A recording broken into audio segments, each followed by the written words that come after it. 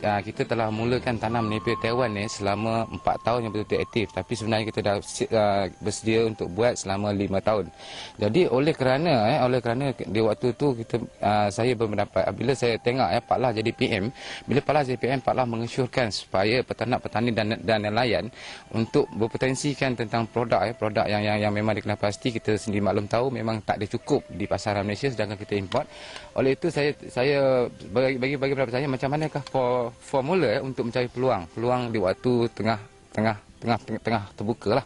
Jadi apabila saya pergi ke info ternak, iaitu ke info peternak, dan saya dapati di info ternak banyak terlalu ramai sangat peserta khusus. Bila terlalu ramai peserta khusus, di sini saya nampak setiap orang yang khusus, dia peratus minat dia memang agak tinggi lah. Jadi oleh kerana agak tinggi, jadi kita berpendapat maknanya dia akan memerlukan tanaman, iaitu memerlukan makanan setiap benda yang hidup. Jadi saya di situlah timbulnya idea.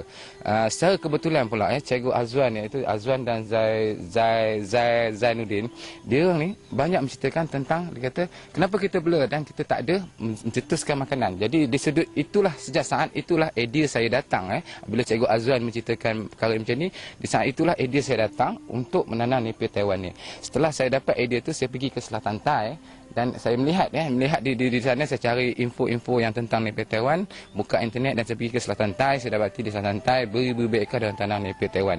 Jadi saya tanya pada diorang, apakah beza Napier Taiwan Malaysia dan Thailand. Jadi diorang beritahu tentang kandungan protein kita. You pergi test dan dia kata kita memiliki protein 14% protein kasar. Kalau Napier tempatan, dia bagi 9 ke 10% protein kasar. Jadi ini menunjukkan sekiranya kalau kita tanam, menunjukkan draft yang baik untuk kita jual pada peternak. Pada asal mulanya saya tanam, saya nak potong, saya terus jual pada peternak. Sebab apa? Saya seorang kontraktor kelas. Memandangkan kontraktor tak boleh untuk berpotensi jauh, terlalu banyak persaing. Jadi saya cuba ubah topik, iaitu tanam Napier Taiwan ni. Jadi apabila kita nampak perkara yang macam ni berlaku, kita terus ambil dia punya benih dan kita masuk dan kita akan tanam di sini. Apabila mula-mula saya tanam di sini, orang banyak berpendapat kamu nak jual mana dan apa yang kau boleh buat. Jadi di sini di sini sebenarnya dia orang tak nampak apa yang saya nampak. Jadi saya nampak benda ni walau macam mana pun susahnya, kita akan terus kita proses rempahnya, kita boleh lembu sendiri di sini. Jadi itulah titik permulaan yang timbul minat untuk saya menanam Napier Taiwan ni lah. Jadi apa yang kita fahamkan, setelah kita tanam, kita pun jadi serba salah di mana kita nak jual. Tapi dengan kerana idea dan kenalan daripada Jabatan Haiwan yang bantu, dan juga pihak tekun Kuala Kangsar banyak bagi idea kepada kita supaya jangan kita lemah semangat, pihak Jabatan Haiwan daerah kan. Jadi inilah membuatkan saya betul-betul tauhid lah, betul-betul menanam. Saya di sini 3 tahun, selama 3 tahun kita tak ada dapat hasil. Jadi tak ada hasil. Jadi kita rasa di waktu tu memang kita give up. Tapi kita yakinkan diri satu masa nanti kita akan berjaya. Kerana apa? Kerana kita mempunyai Napier Taiwan yang berprotein tinggi, iaitu kita menggunakan teknologi Thailand, iaitu baja yang betul-betul berteknologi tinggi. Apa yang kita telah fahamkan, Thailand mempunyai teknologi tanaman yang tinggi. Jadi kita ambil daripada sana dan inilah hasil dia. Hasil daun kita boleh pergi sampai 2,5 inci 2,5 inci, iaitu satu produk test, iaitu Napier Taiwan kita iaitu 14% protein kasar.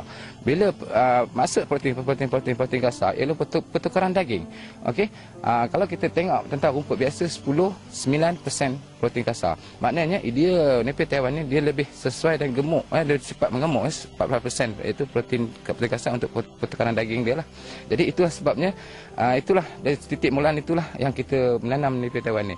Setelah kita fikirkan balik kan, jadi macam mana cara untuk menanam.